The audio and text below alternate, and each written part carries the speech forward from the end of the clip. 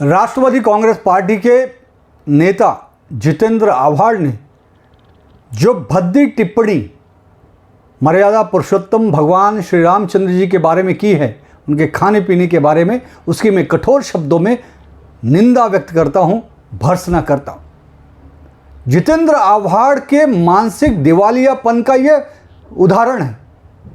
इसके पहले भी जितेंद्र आव्हाड अनाप शनाप बयानबाजी देने में कुप्रसिद्ध है।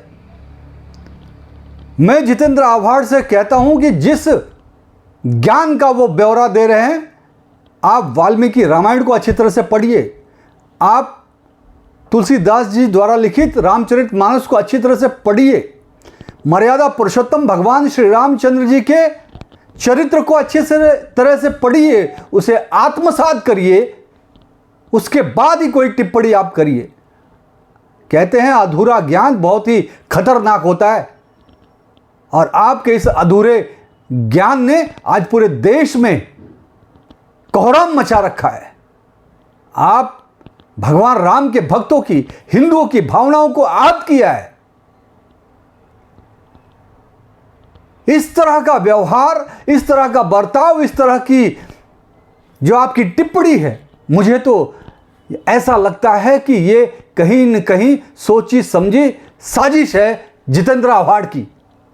क्योंकि जितेंद्र आव्हाड जिस क्षेत्र से चुनाव जीत कर आते हैं, वो मुंब्रा क्षेत्र वो अल्पसंख्यक बहुल क्षेत्र है।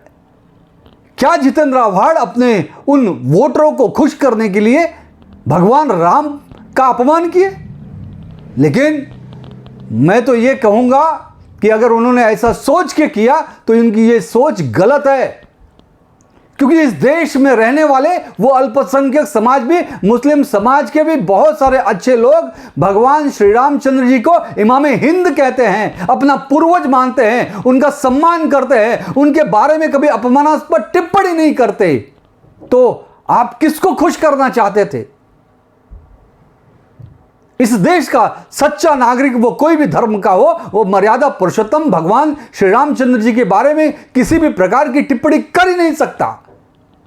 और आपका ये टिप्पणी करना, ये कहीं ना कहीं आपके मानसिकता का दिवालियापन और एक राजनीति से ओतप्रोत ओछी हरकत है, जिसे हिंदुस्तान कभी माफ नहीं करेगा, कोई भी राम भक्त कभी माफ नहीं करेगा।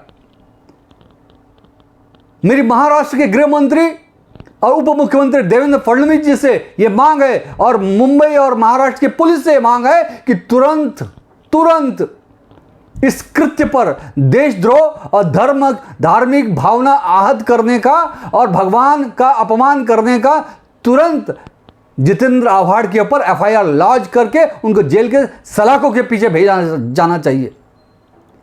वरना इसी तरह से ये एक तरह का ये फैशन सा हो गया है। इसके पहले उदयनिधि मारन ने बोल दिया हिंदू धर्म के खिलाफ, उसके बाद में बिहार के एक मंत्री ने रामचरितमानस पे भद्दी टिप्पणी की, उसके बाद स्वामी प्रसाद मौर्य ने हिंदू धर्म पे टिप्पणी की, सनातन धर्म पे टिप्पणी की।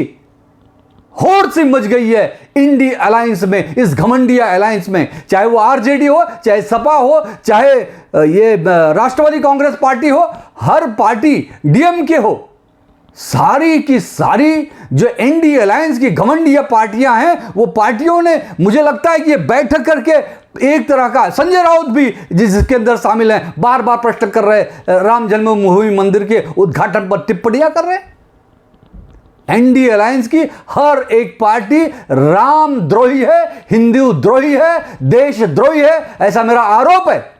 और आने वाले समय में देश की जनता, हिंदू समाज, राम भक्त, इस पूरे के पूरे इंडी अलायंस के सभी पार्टियों को, इंडी अलायंस को और इनके नेता प्रमुख जो दल है कांग्रेस को सबक सिखाए बिना कोई भी चुप नहीं बैठेगा।